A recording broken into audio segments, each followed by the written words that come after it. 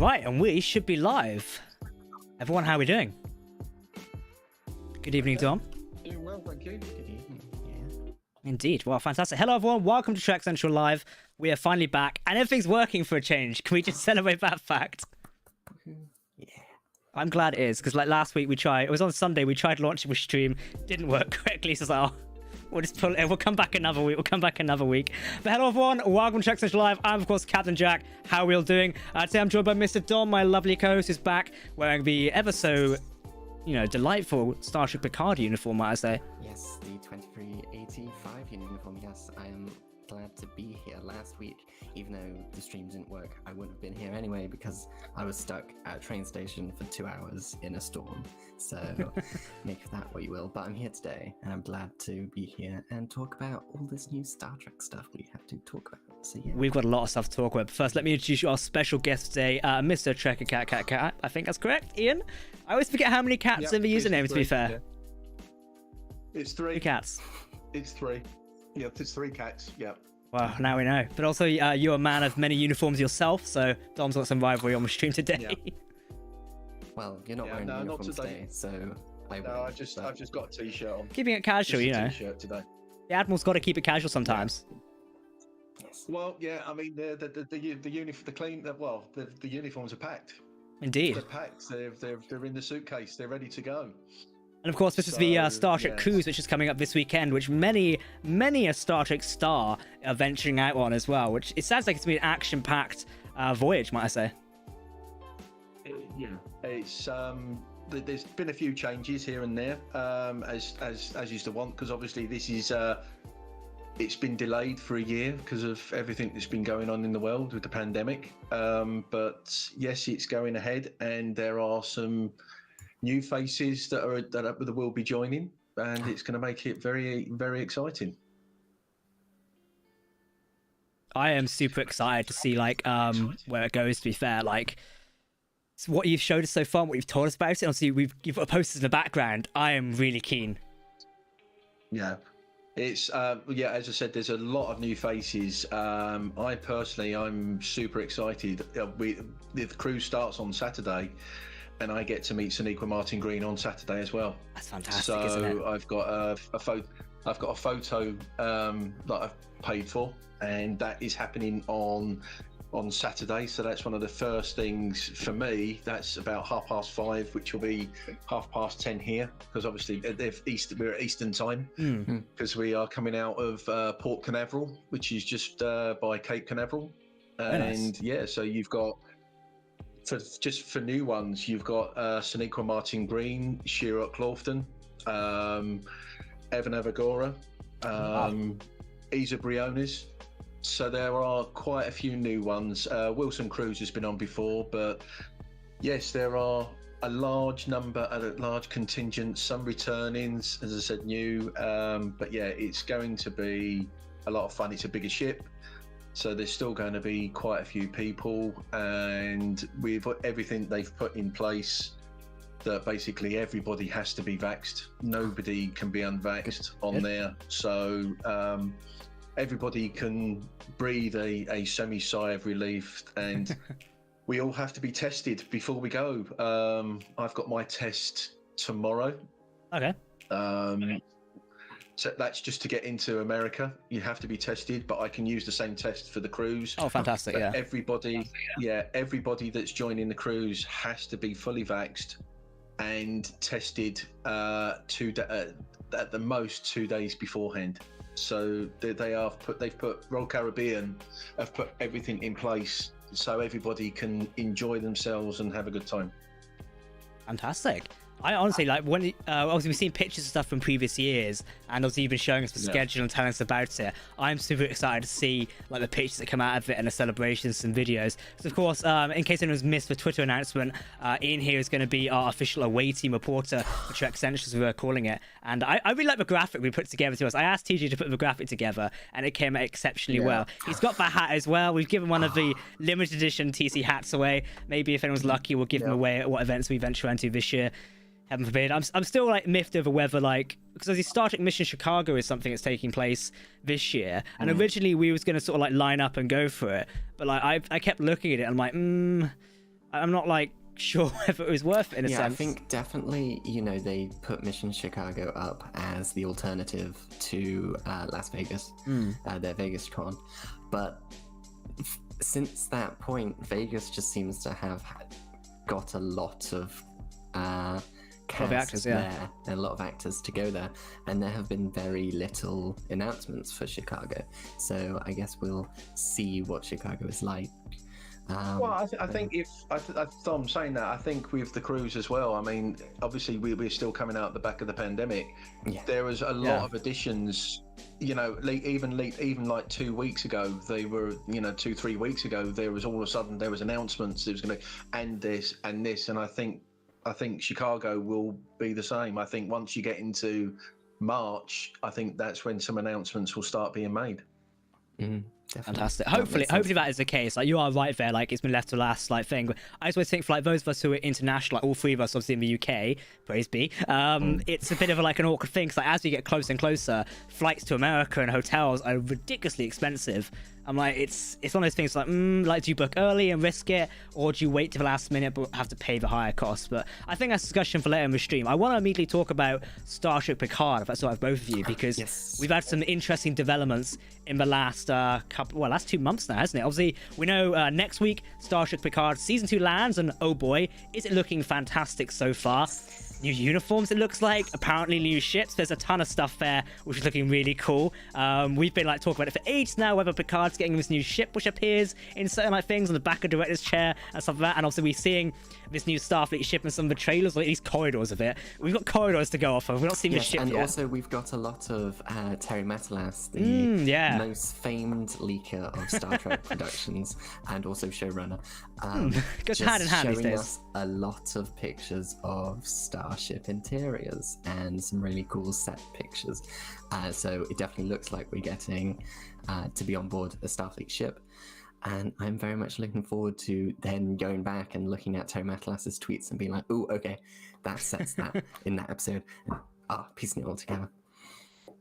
Now, I'm particularly interested in the news today. Also, we've learned that season 3 of Picard will be the final season, which to some isn't a shock. To others, it sort of is a shock. To others, it's a mix of both, I think, which is interesting. Ian, did you always think Picard would end at 3 seasons, or do you think it would go longer or shorter? Yeah, I always, even when they first announced Picard, I always thought that maybe, my thoughts were, Sir Patrick's coming back, he's there, he's going to introduce new characters, and those characters are going to maybe have their own series, and they are going to go on. They've been introduced to bring them in, and then they will go. So 3 seasons. I when it first, I thought maybe 4 at most, but 3 is there. So I'm really not surprised. That was always my thought. It was going to be that way. Because, of course, the development was like Akiva Goldsman, who's sort of like one of the executive producers for Picard, is usually the spokesperson for the series, along with a lot of other Star Trek projects like Strange New Worlds, mentioning, we could go for season 4 or 5 if CBS or Sir Patrick Stewart wanted it. However, we did get confirmation today. We reached out to CBS, or Paramount as they're now known, for official comment. They confirmed that, season 3 is the end of the line for Star Trek Picard right now. Originally, when the SFX article came out in January, we reported on it. At the time, it was like, maybe not. But since today, when Michelle Hurd and Jerry Ryan did an interview with Collider, it is official now. Season 3 is the end of the line for Picard. So you heard it here. CBS have officially confirmed it. It's not just an actor passing it now. So it's pretty interesting. Like, I didn't think the day would come, but they are filming it back to back, so it makes sense that it would happen now rather than say next year when the announcement would be made. Because people will learn sooner rather than later. Like, if you're like us and you're shrewd and you watch production hot lists and what actors and actresses are doing via IMDb and such like that, when people start moving to other projects, it's like, yes, the showrunner is now working on something else. That's a bit weird. It's like, it kind of signals it. So an announcement does make sense. Yeah, and definitely going off what Ian said with, introducing these cast and then having them go and do other things after Picard, I think that's definitely a possibility, and not just in the realm of, a TV series. Just yesterday, the Star Trek audio drama No Man's Land came out, which I highly recommend. I immediately went and listened to all of it. It's amazing. It's only like an hour and a half, but it's a very good look at Raffi and Seven's relationship and how it starts. and a good little story delving into the world which Star Trek Picard has created.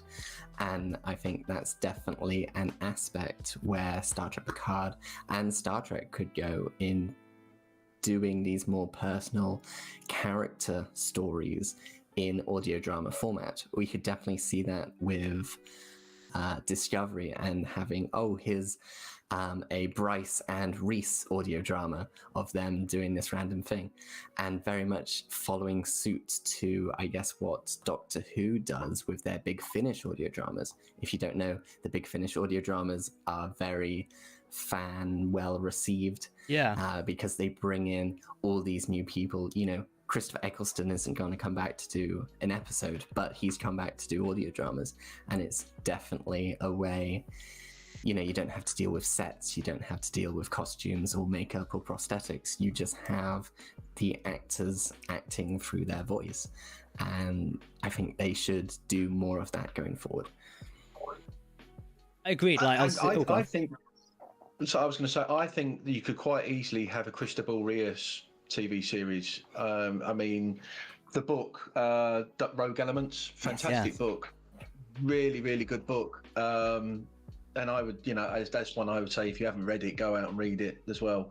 But I think the actor as well. I've seen him in so many. I remember him in The Three Musketeers, the BBC production of The Three Musketeers, and he's an excellent actor. And the character itself, they've created this great character, and I think he could lead the show going forward with those characters. If Sir Patrick goes and they were to say, okay, we will carry on, I think with him as the lead, also with Raffi, Seven, and the others, I think you've got the makings of an excellent new Star Trek series.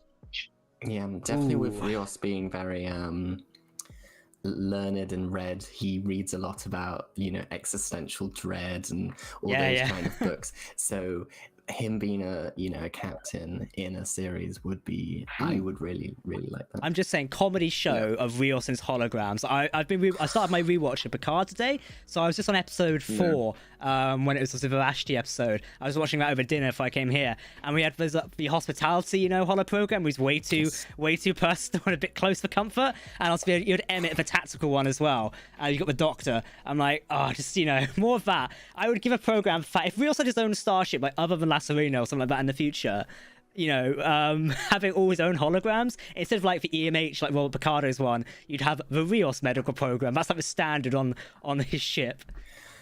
Yeah, I think that'd be real weird if it was like a Starfleet ship that the crew go to the med bay and it's like, it's the captain again. Captain Rios, you're here. Oh no, it's the medical doctor. Yeah, the captain that follows them around the ship. Yeah.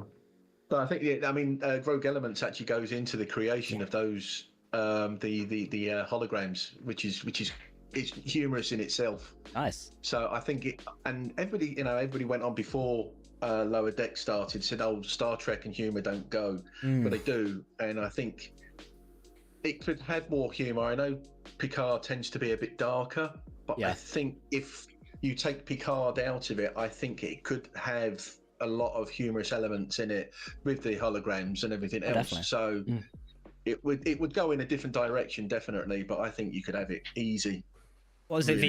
I think the moment always made me laugh quite a lot in Star Trek Picard was in episode 2, I think it was, when Laris and Picard check out Daj's apartment. Yes. And Matt's Legends. Yeah, yes. and Laris is like, the cheeky fuckers. I remember watching, I was like, hang on, rewind. What? Yeah. I love that bit. Good old Northern Romulans and their Irish accents. I love it. Also, like, I always find the off comments in Star Trek catch me, because like I'm always seriously engaged watching it. So when someone makes like an offhanded comment like that type of comedy gets me in Star Trek. Like in Lower Decks, where in season 1, where Captain is like, we can resolve this peacefully, and the guy in the ship's like, fuck you. It's like stuff like that. Just I'm like, rewind, play it again. Yeah. Well, what's the scene in Lower Decks I keep repeating all the time? I've got a gif of it somewhere. I occasionally post it on Twitter. It's when Da Vinci shoots the hologram, and it's like What does he say again? I need to go and find it sometime. Not on my watch. Not today, not on Da Vinci's watch or something like that. Yes. I love that one. Stuff like that just get... Oh, it's even like Riker's moment. I feel like Riker could have his own Lower Deck style animated show. Like just the Adventures of a Titan, with just him dicking around the whole time. I mean, yeah, that season 2 episode of Lower Decks when they were like, "Oh, how was the Titan?" He was like, "Oh, it was a heavily serialized bunch of adventures with some very complicated characters." And you're like, "Yeah, that's just writing a story for itself." Or the bit where it's like they're going into a time anomaly and his face is melting. It's like, I love my job. Yeah. Yeah. Oh, bless. Ian, I've got a question for you. Obviously, I'm watching Picard in a minute. Picard season 2 is coming next week. What is your favorite episode for Picard season 1? What's your favorite? Oh, blimey. It's a tough one now. I think it's the last one. I think it's got to be, for me, the last one. Because I find it very touching. Yeah, Edo Part 2. Yeah, I think it's the last one. It's the one where Picard and Data say goodbye. Yeah, last one. Yeah, and you get Blue Skies as well. Yeah, Blue Skies as well. Yeah, Isa Briones, which is a beautiful rendition of the song. But yeah, I find it very touching when Picard and Data say goodbye to each other. It tugs at the heartstrings, and it's intentionally tugging at the heartstrings. But it's there. But I think for that one, it was there. I mean, there are a few ones. I mean, I like it when Rios is dressed up as Darkwing Duck. Stardust City Rag. Starfall City, yeah. So that, those bits. But I think because of that scene with Picard and Data, I think that makes it my favourite. Very nice. Agreed. Yeah. For me, I'm not sure which is. I think, to be fair, I think it's speaking of like tugging at heartstrings. Yes, the Data thing. For me, I always find it quite emotional when Picard meets Riker and Deanna again, particularly for the moment where particularly the moment where he hugs Deanna, and because she's an empath. Is it empath? Empath. Yes. She senses something's gravely wrong with him, and it's like that moment there when she suddenly realizes, like, ooh, that hits the emotion a little bit, doesn't it? That torpedoes the feels right away. Yeah, that episode was really good, and I have to say the character of Kestra, Troy Riker, was amazing. And Nepenthe, I would say, was probably my favorite episode just because it had that emotion to it. And Riker cooking pizza. These characters. And Riker cooking bunny corn pizza. Yes. That doesn't sound good, does it? I would not order that at a restaurant. If that's written on the menu, I would not order that. If it was made by Riker, if Jonathan Frakes or William Riker was cooking it, I'll have it. Yes. I want to be at the bar with him afterwards. Balls to the food, like just put up a chair. Just like in Lower Decks when he's talking to Captain Freeman. Oh yeah. Yeah, good times. I love that. But yeah, so what are we all looking forward to for like season 2 of Picard? What do we hope? Here's my question actually. Special guest. Do we think anyone else, apart from the obvious Q and Guinan, who else do we think is going to appear in season 2 of Picard? Ian, do you have any theories lately? I've thought about it, but I'm fairly clueless, and I'm sticking to the clueless bit because for me, I love it when it's a great surprise. Agreed, yeah. I like things when they surprise me and I can geek out. Yeah. I can, there's certain bits that happen where I geek out. I mean, even going back to Discovery season 1, when the Shinjo first came through the clouds right at the start, and then you got the from Star Trek, I geeked out. Yeah, I like those elements. I like it when I don't know what's going to happen. That's for me. I try to be clueless. It subverts expectations, isn't it? Yeah. For me these days, that's a sign of a good show. If it can subvert my expectations, because I feel at this point, I have watched enough bloody shows everywhere and played enough video games. When it comes to sci-fi, unfortunately, I feel like I can predict stuff, and it really annoys me these days because a lot of stuff follows a similar pattern of storytelling. So when I get a show which blows my expectations away, I'm still like, that was epic. So I'm hoping Picard season 2 is going to do something where I sit back and go, bloody hell, I did not see that coming. Like, wow. Okay. Can I say one specific character that I really want to appear? Everyone take your bets on who he's going to say, but go on. Oh, no. So a lot of people have said this, but there's a particular scene in the trailer where you see, I do not know the actor's name, but it's the same actor who played Lieutenant Duquesne from the Voyager episode Relativity. So if we get Duquesne from Temporal Investigation, well, not Temporal Investigations, but the Time Police from the 26th century, I think that would actually be amazing. Is it actually been confirmed? Stewart, it is definitely the same actor. Back in the year 2024. It's the same actor, definitely. But it hasn't been confirmed if they're the same character. I'm just checking out IMDb a second. No, but it's not been updated. He's not been anything for ages, but he was in Magnum PI actually, so he's sticking to the detective work apparently. Yes, but if, we have a scene where he's interrogating Picard and being like, why are you back here? What are you doing? This isn't meant to be happening. He's like, well, Q did something. And he's just like, oh, okay, carry on. That would be a lovely little connection and drawing there. Like, I feel like, obviously, Dom, me and you watch Star Wars quite a lot. Star Wars is lately where it calls on like characters who fans from like the Clone Wars know of, but the new fans are like, oh, he looks cool, or they look cool. Whereas me and you be like, oh my god, it's XYZ from the Clone Wars. I can't believe they've come into it. So I feel like with Voyager, that's something they can do well. Like, if it is Lieutenant Duquesne. I definitely want Picard season 2 to also like clean up some of the, not clean up, but make it more apparent some of the timeline of the 21st century, because we know like, oh, the eugenics war happens and then Voyager goes back in time, but LA looks perfectly fine, and then we have World War III, so it's kind of nebulous what happens. We see the sanctuary districts in DS9.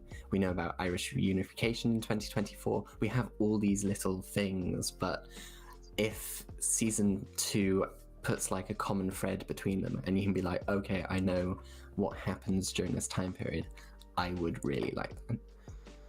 Oh yeah, that'd be interesting. Speaking of people who I think might appear, obviously we may have seen him a week. Ian, you may have caught this as well. We sort of found out that there's a stunt double listed for Star Trek Picard currently, and this stunt double is for James Callis, who actually, as Ian mentioned earlier, starred in The Three Musketeers with Santiago Cabrera, who obviously plays Chris Rios.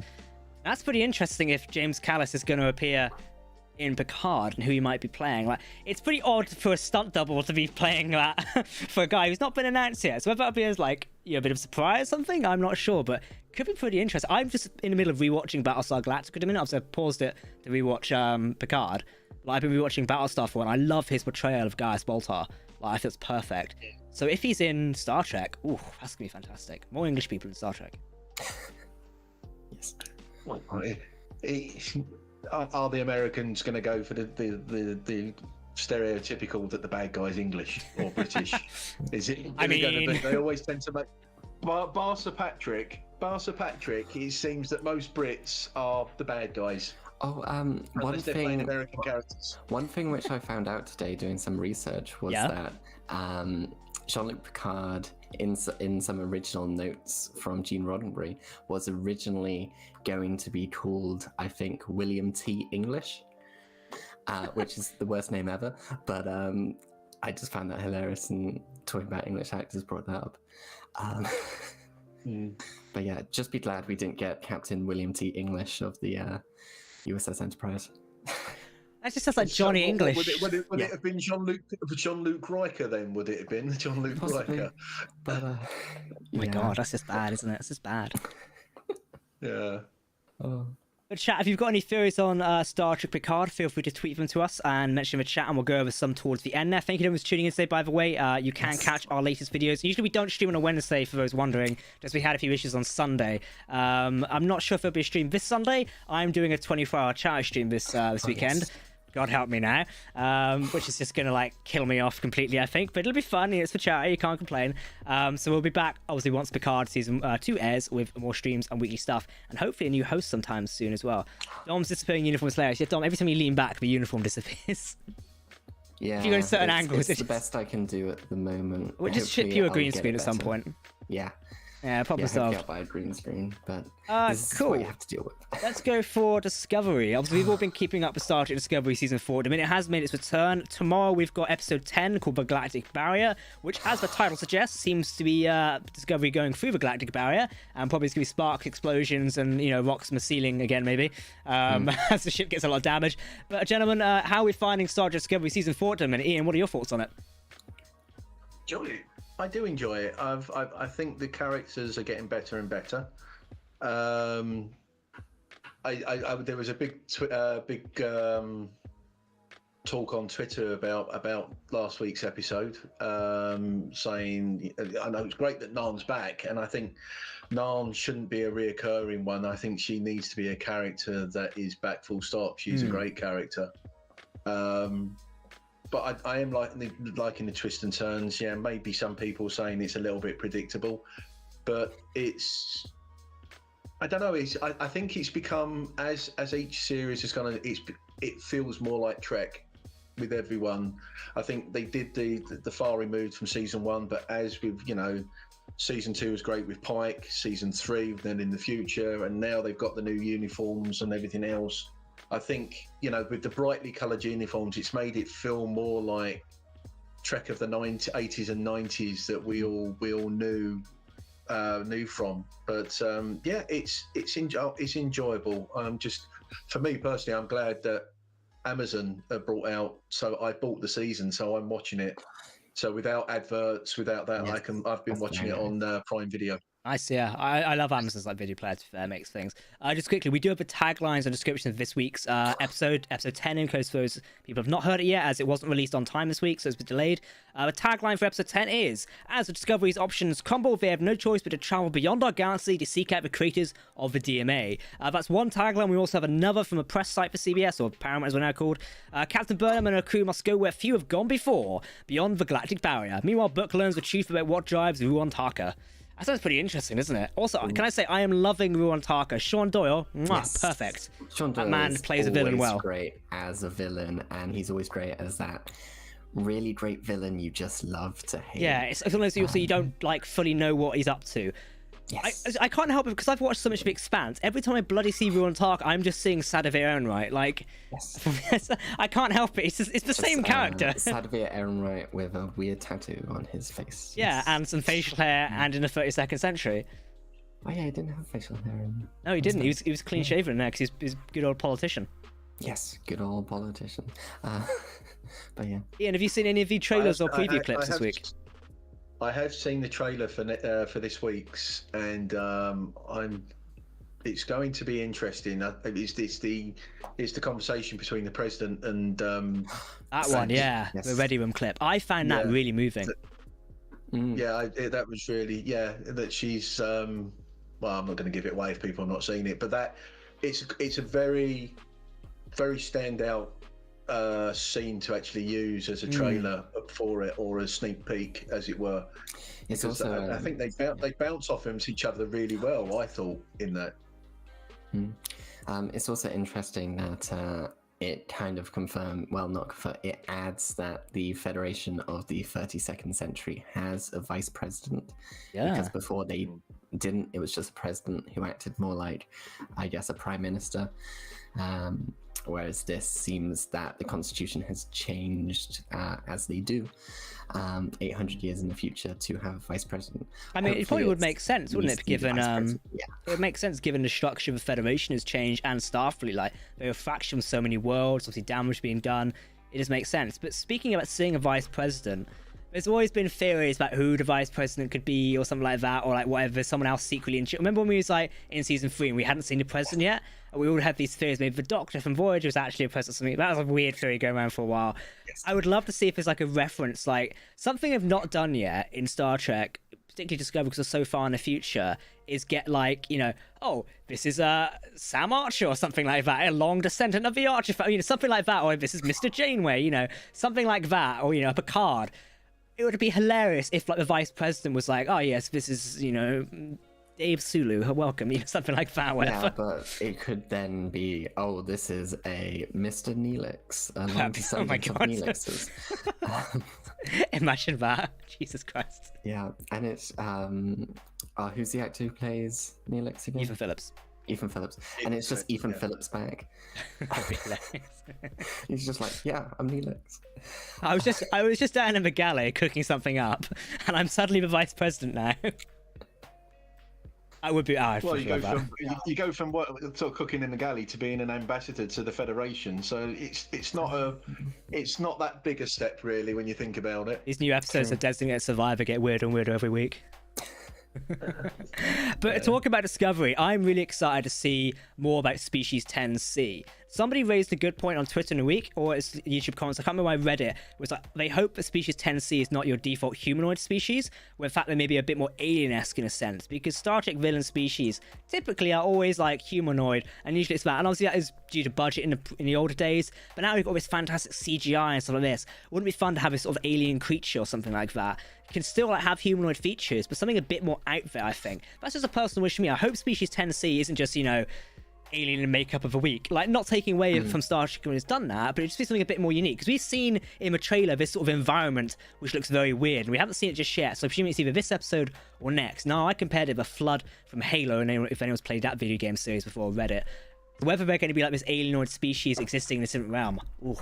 So one thing which I find really interesting is the idea that the 10C are the Kelvins from the original series, because it was said that the Kelvins, they just adopted humanoid form, and their actual form was like 10-foot writhing tentacle monsters. So I think that could be a very interesting thing, especially with, the Kelvins were very technologically advanced. They had the ability to turn people into polyhedrons, and they had to flee their galaxy because of rising radiation or something, if I remember correctly. So it could be interesting that the Kelvins came and were like, okay, let's just mine this place for Omega and just power our civilization from outside the galactic barrier. Not giving a care for what. Somebody also raised a point. What if 10C are the Kalar? Who are the Kalar again? I don't know how you pronounce it. I may be pronouncing it wrong. Memory beta species, ones who accidentally created the Borg, city ships. Oh, the Celar? Yeah, those. I call them the Kalar. I pronounce them the Celia. Celia, okay. Well, we can argue semantics. What's the correct one? Yes, I have heard some theories of that, which could be interesting.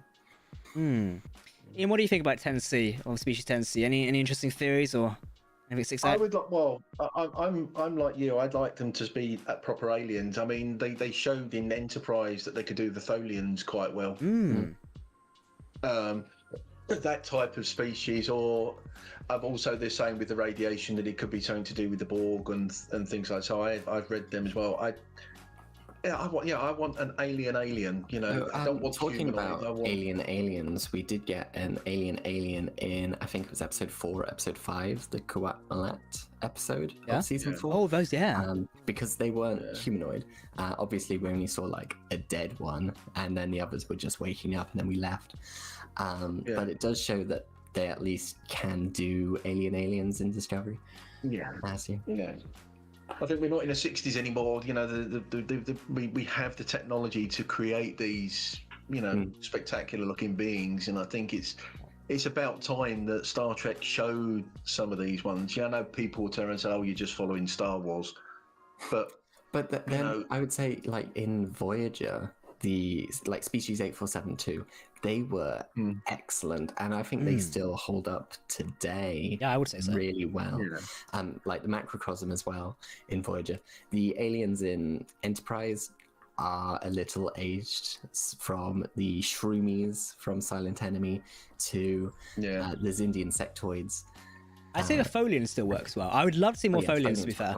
I feel like that's a species that's like still very elusive in Star Trek. Like, there's been a fair bit on them, but in mainline Star Trek stuff, like excluding Memory Beta Canon and extended stuff, we don't know much about the Tholians. I'd love to explore them more sometime. Also, their ships are also super cool. Yes. Well, as I said, they have been mentioned in Discovery, but only mentioned in passing. They've not. Well, they were mentioned also in the short Trek. Pike. The Pike one with Cadet Vera Sadu. Ah, yes. So yeah. Okay. Yeah, so yeah, I'd like to see, I'd like to see more of them and like to find out what's happened to them. There's a few there that it'd be great to see. I was trying to find the shot of the. I found it now. The screenshot of a trailer that shows a flood, because like in it there's a bit on the screenshot of a trailer where you see them exploring this sort of like planets, which looks really interesting. Those who can go watch the trailer and find it. But, yeah, this looks there's very an away alien. mission with Kayla Detmer, Saru, Burnham, and I think someone else, and they're in a very swampy looking environment with like floating spores. So it could, and that's what you said, look very flood-like from Halo. Hopefully somebody in the chat has played Halo, so I don't sound like a madman. Like, someone has to have played it somewhere and know what I mean when I say the flood, because I live in that game some days. I've got the ship on my desk currently, so... TJ's just been sending me some information, by the way, on the galactic barrier. Obviously, this is something Discovery is going to go through this week, and this is about entering the barrier is extremely hazardous. Shields cannot block with the energies of the barrier, leakage, yada yada yada. It damaged the Enterprise and it went near it. Gary Mitchell, who is a character that popped up, got his powers from it. That's what I'm waiting for. So the big question is who on the Discovery will get Esper powers from going through the barrier. Damn And it. I propose that the best answer to that is Grudge. So yeah. Well, the thing is, though, it was only that first one where they got the silver eyes. I mean, they went, Yes. we said about the Kelvins. They went through the galactic barrier and it was like it was nothing. Yeah, it's because Gary Mitchell had already strong Esper power because TOS was very, oh yes, humans can have Esper, very 60s Esper sci-fi. ratings. Yeah. Yes. Yeah. I have no idea what that is for context, Bob. I have not a clue. What's an Esper rating? It's just like godlike powers, telekinesis, all that stuff. It's Where have I recently heard the Esper rating thing? something. I know they It's used it, used did use in it a in the lot of, cage.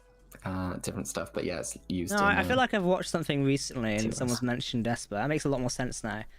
yeah, it's been used in a lot of media and stuff. I don't know where it originated from. Oh, I've been watching old comedy clips today, and somebody mentioned Esper. That's it. It was from I was watching. For those who know, I was watching Only Fools and Horses actually, and they mentioned it in that. I was just showing some of my age here of what TV shows I watch in my spare time. It's been a long day, Jill alright? It's been a long day. 47 in the chat says Esper stands for extrasensory perception. DG just mentioned that to us as well. There we go. Yeah. In the 60s, the CIA were doing a lot of experiments on humans, so if they could do it. Oh, you just love humanity, don't you? It's experimenting on people, for God's sakes. Oh, it's just fun. Speaking Well, of Gary, I mean, they still do it to this day. They still do it, don't they? They doing. I think there's talk about it. I know there's I've seen programs where they have blindfolded kids and they can just walk around as if there's they can go round certain things as if they knew it was there, as if they were seeing. So there are people with certain powers, or whatever you want to call Just powers, heightened senses. for want of a better word. Yeah. I'd say I've got heightened senses when it comes to remembering, like, when I see something. You don't need to screen cap a public event. I remember what it looks like. Come on, I had to make one joke about it. We've not mentioned it yet. We haven't mentioned I had to it. make one joke about it. I'm allowed one, okay? That was a good one as well. No, Discovery. I'm not sure Gary Mitchell's situation would happen. No. My bet's potentially on the Kelvins as well. I think anything's possible. Discovery is really pushing the boundaries of sci-fi at the minute. That's what I'm liking about it. Again, like, it's so predictable. I just really hope, like, they've done this with Discovery right now. Same they did with season 3. They've set this sort of like DMA and the species to some big thing. It's really interesting. Please don't let it flop like the Burn flopped. I know some people really like how the Burn ended. Personally, for me as a sci-fi fan, I'm still a bit irked over it. I can see the starting message behind it. However, give me more of a sci-fi thing, you know? But it had a sci-fi. I know it had a we sci-fi won't get thing. into it. Let's start a fight again. Yes. DSC this year's going to get a bar fight over DMA.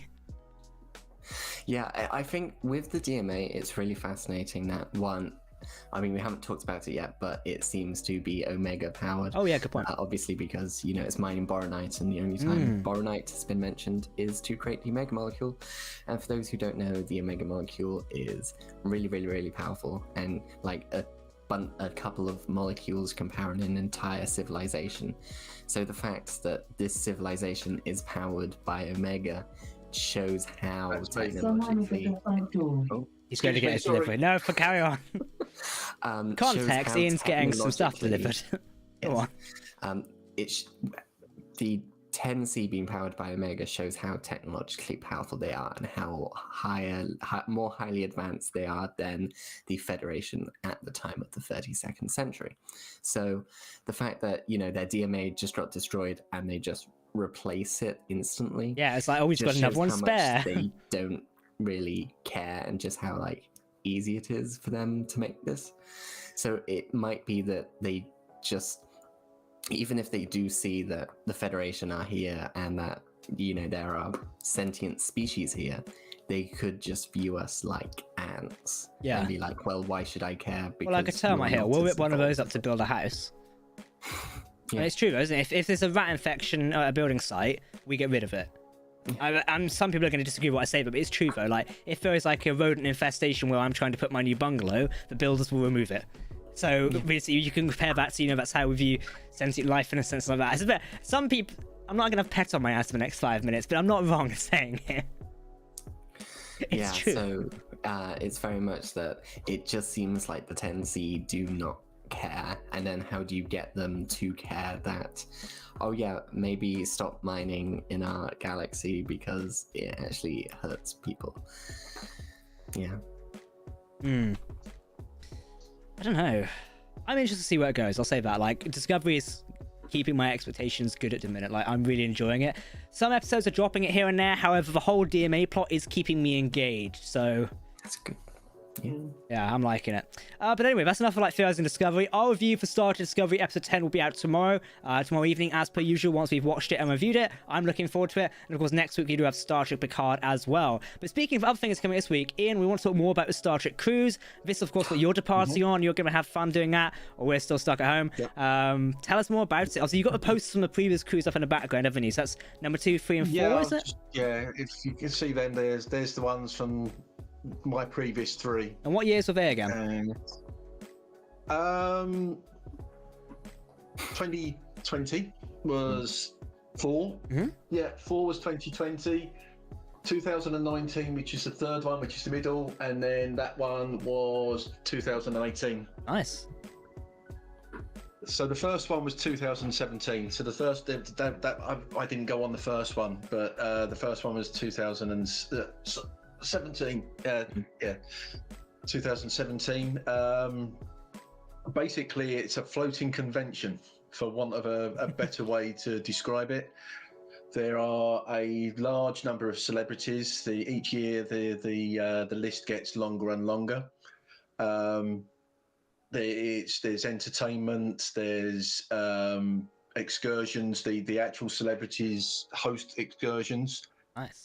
During the day when you're actually at an island or on land, but when you're at sea, there's all sorts of different things. There's talks, there's makeup, there's shows in the evening. There's an awful lot. I mean, for people who wouldn't have known this, they bring out the schedule, which is here. Sorry for the highlighted lines are the ones that I want to go to, by the way. But I mean, for example, we're all boarding on Saturday afternoon.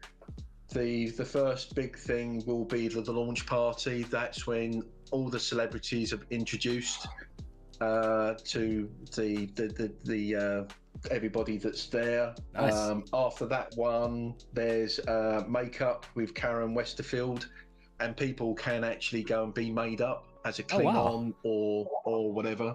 And Dorian. So is Karen Westerfield the daughter of? Is it Michael Westerfield? I'm not sure. Not 100% sure, but yeah.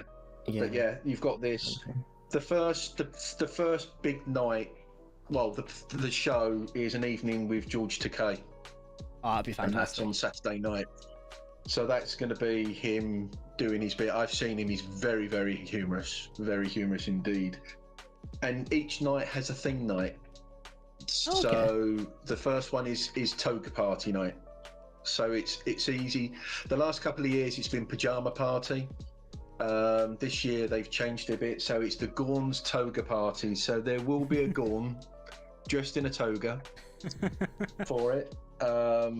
You have even late at night you have Star Trek Under the Stars. So they will show a film on the pool deck where they've got the screens, so you can actually do that.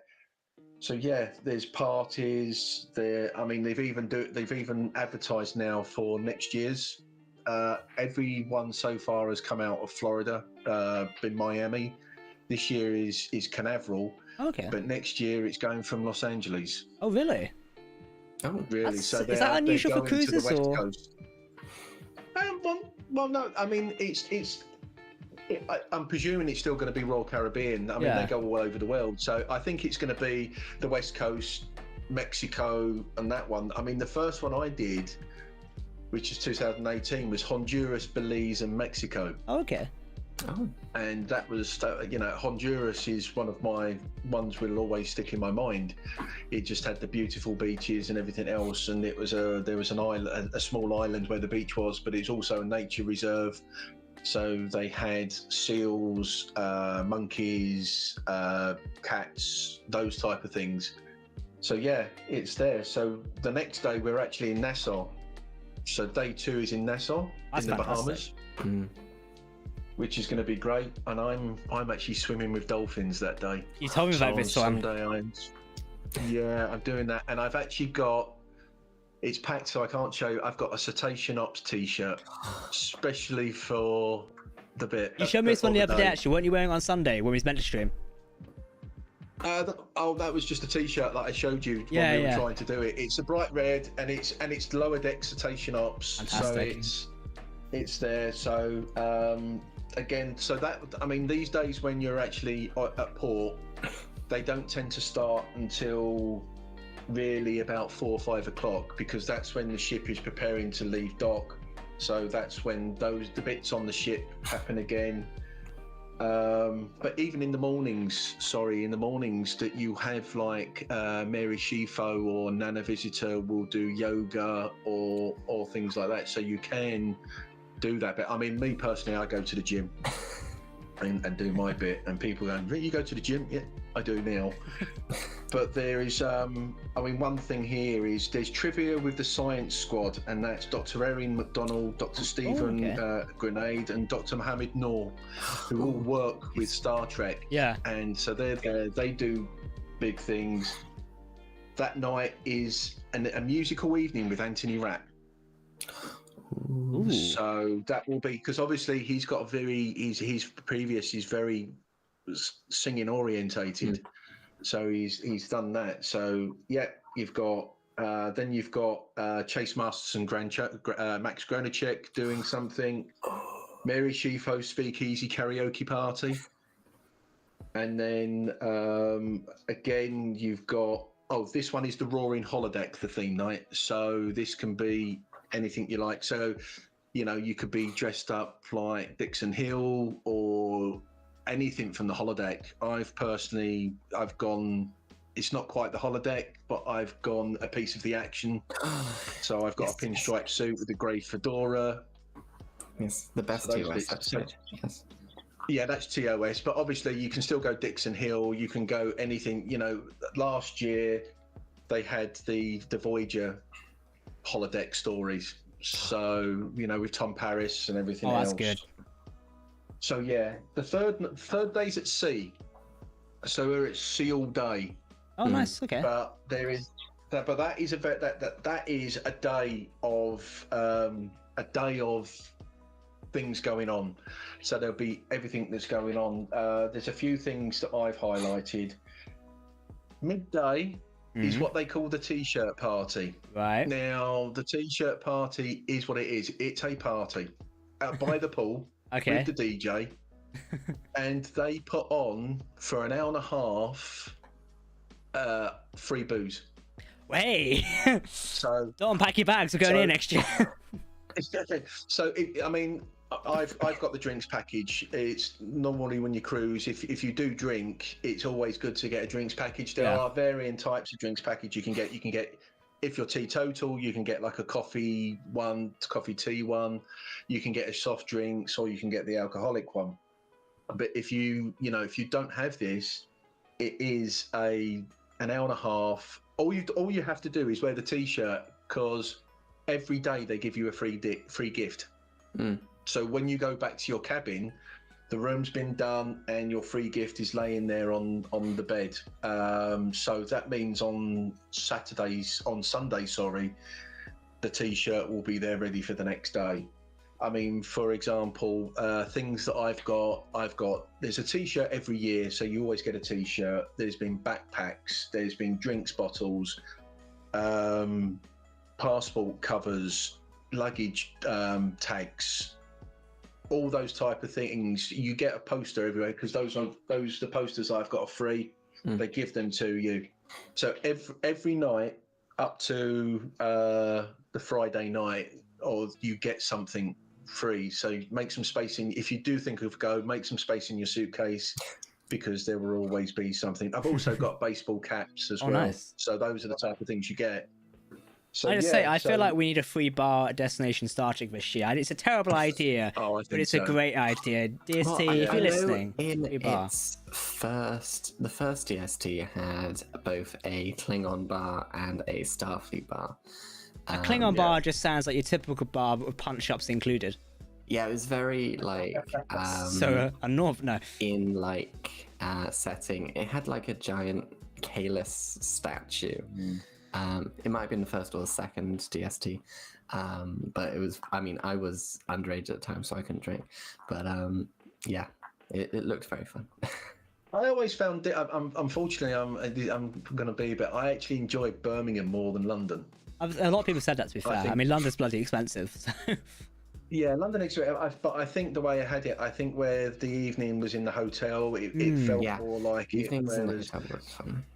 Yeah, so and people had a good time. If you didn't go to the theme bit there, everybody stayed at the bar, and it felt more inclusive. Where I felt London was a little bit. Everybody's so spread out. Yes. Yeah. Everyone was at different bars, and it was just like, okay, well, which one do I don't think anybody ever worked out which central bar it was. Because I think on the first night there, obviously November 12th, that was my birthday, went there. So I determined to get pissed that evening anyway, no matter what bar I was in. So me and my assistant guy, Tom, ended up in the Novotel bar, because we were staying in that hotel, which is actually in Ibis Bolton, I think. 2 hotels in one. So we were staying in that one, and there was a bunch of Trekkies in there, but no one I sort of knew. I feel like this year will be better because I know a lot more people now. Then I think the next night we was in the far end hotel, because we joined the Hero Collector guys and a few others in that for Saturday night, and that was about it. Everyone else. Then we joined you in like the Fox bar at one point. Everybody was. That was when we got ID'd 5 times as well, which is hilarious. Like, I know I look young, but Christ, I'm taking the piss. Yeah, I think that's where Birmingham got it right. Yeah. It was just in the one hotel, and everybody was there. Celebrities were there. We were there. There was just mixing, and it felt together. Whereas I think that you had the party in the XL, and then the rest of it was all very disjointed. It didn't feel as welcoming and everybody as an inclusive as it was in Birmingham. But they hope maybe they'll get it right this year. I always feel like the parties don't vibe. Then I'm a particular set of music person. Like I'm quite like an emo, alt, or indie and stuff music, so that. So the parties are never going to be my vibe anyway, realistically, unless they've dived back a couple of years to 2005.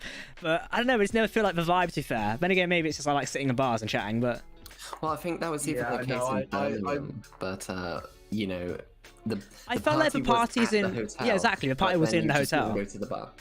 So I think we was going to go to a party in Birmingham. I think it was me and you walked up to went. Nah, I just went to the bar instead, where we queued for another 20 minutes. Yeah. Yeah. Wasn't that the bar in Birmingham where we couldn't get served? That was a hilarious one, wasn't it? Yes. Yeah, love it. I don't have that problem anymore. I That's look right. old. So Now I we don't know have you in that problem. future. Like, Ian, here's 20 quid. Come back with 2 drinks. Yeah. Yeah. I'll get you a few drinks. Yeah. Yeah. Keep the But no. change. Yeah, so going back to the cruise, sorry. go There's for a it. few good things happening on that day. There is celebrating 20 years of Enterprise. Ooh, okay, that'd be nice. And that's with Yeah, that'll what be good. Enterprise? That's with John Billingsley, Anthony Montgomery, and Connor Trinier. Nice. Of course. And that's going to be hosted with Chase Masterson. And then later that day, they're celebrating 5 years of Discovery. And there on the panel is Jane Brooke, Mary Shifo, Emily Coots, Wilson Cruz, Sonequa Martin Green, Kenneth Mitchell, Anthony Rapp, and it's hosted by Jordan Hoffman. So you've got Fantastic. a really big Discovery presence on that one. Yeah, it's also just weird And, to consider that it's 5 years of Discovery. Yeah, I know. That's 5 years. Well, that's mental, isn't it? Yeah, it's 2017. Yeah. Yeah. Wow. So the theme night for this night is the Mirror Universe. So everybody's going to be Ooh, that'd be looking in good. different. Yeah. So with that one, you've got different views. You've got different types of uniforms. You've obviously got the TOS. You've got Deep Space Nine. You've got Discovery, but you've also got the TNG comics. Yeah. As well, so there's a whole wealth of different. Well, I mean, I've got mine's based on the TNG comics. So Well, then I guess now you've also got the lower decks. Mirror Yes, you Universe, do have which is lower on that decks one as well. episode. So, Yeah. Speaking of uniforms, Ian, I'm not sure. Like, I know you've got some you don't want to reveal just yet, but what uniforms are you taking with you this year? I'm not sure which ones you want to tell us about.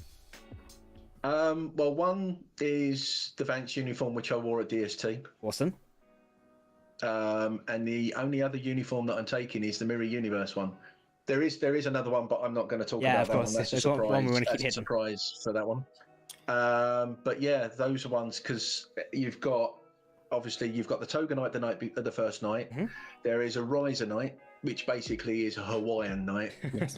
So there'll be people in whatever. I've just got t-shirt and shorts. You've got the Mirror Have Universe you not night. got You've got- the golden speedos that Worf was going to wear in that one episode? Yeah. No, I am not wearing that, and I'm not wearing anything like what Picard wore either. No, so you have that. You have the Riser. So you've got the Mirror Universe. Which one? You've got the Roaring Holodeck, that's a free for all. I mean, you could go as Sherlock Holmes, or you could. Data as Holmes and Geordie as Watson. You've got Professor Moriarty. You could go as those ones. So that's more of a theme night. But the two main ones are going to be Q's costume party, which actually is hosted by John Delancey. He hosts it every year. Ooh. So that's there, and that one is people really do think outside the box. I think it was the last one. The last one was it. The clown from It Yes. as an Andorian in a Starfleet uniform. Ooh. The makeup was absolutely fantastic. But there's people, there was another one with dressed as in Mugatu another year. Yes. So there are lots of different things, but the one where the uniforms tend to come out is the Federation Ball, which is going to be the night before, which is going to be, I will tell you which night it is. This is the good thing about having everything printed off. Day 5, so that's the fifth night. So that one is the United Federation Ball, where you get a sea of white because a lot of people wear the TNG The first dress one. Oh uniforms. yeah.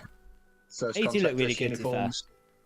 They do, but there's lots of different ones. I've even seen some people wearing the TNG one where it's the red, but you've got the gold And it's and down. quite long. You've got some wear TOS. Some even wear the TOS dress uniforms. Nice. So there are an awful lot of things. I'm just looking. Cake Eternal's just asked the question. It's hard enough to pack for cruise. Do you have room for regular clothes? Yes. You can wear regular clothes when you go out on the excursions. I mean, and during the day. most people wear Star Trek t-shirts. Yeah. But you don't have to wear that. I mean, I'm in t-shirt or vest and shorts. Yeah, just wear Star Wars t-shirts and see what happens. Well, I did wear a Mandalorian one. Get chucked overboard. With, no, because it was Grogu on the front. So in that case, it's acceptable. Yeah. I feel like now we need like everybody like Grogu. Need like a Murph t-shirt. But speaking of Murph, we've sent you something to give away to people on board, haven't we? If you feel like it. And obviously, those of us, I was there, I'm speaking to myself apparently, those of you who are at Destination Star Trek and may have been lucky enough to get a Murph sticker. Stupidly, I don't have any to hand on my desk. But yeah, and I've packed and he's away. packed them, and I'm not running to the lounge currently because I'll trip over something. But basically, we gave away some Murph stickers. We've given some to Ian to take on board. So if you are on there, or you know a friend who's going and you would like one, maybe you can get your hands on one. If not, you'll probably see a new version at Destination Star Trek this year when we head out, or maybe if one of us, someone on the team, goes to Mission Chicago, who knows. But yeah, we've got those to give away, and obviously Ian's got the good old Trek Central hat as well, so he is all prepared to head out on board. So yeah, so basically it's for everybody who knows, it's the Trek Central logo with Murph. Exactly. And I do have a wad of them, so if there are anybody, it's like, can I stickers? I'm like, yeah, take them, get them out of my house. Anytime someone asks me for Star Trek stuff now, I'm like, yeah, just get rid of it, go. Yeah, so doing that. So yeah, they'll be there. So you can either come there, or if I see a particularly good cosplay outfit, I'll take a picture, and they're doing that. So, you know, I will be posting on the Twitter feed, and also the fools have given me, they're going to give me control of the Instagram account. Yeah. They've given me so I will be doing pictures, I will be posting on Twitter with everything. So yeah, as I said, there is plenty of nights, there are things going on. Actually, there's one I've just looked on day 4, which is absolutely hilarious. So I will try and get a video if I can. It's basically Interstellar Improv, an episodic overdub adventure with Denise Crosby and friends. Ooh. So basically what they do is they get an episode of Star Trek, whether it's TOS, whether it's TNG, without the sound.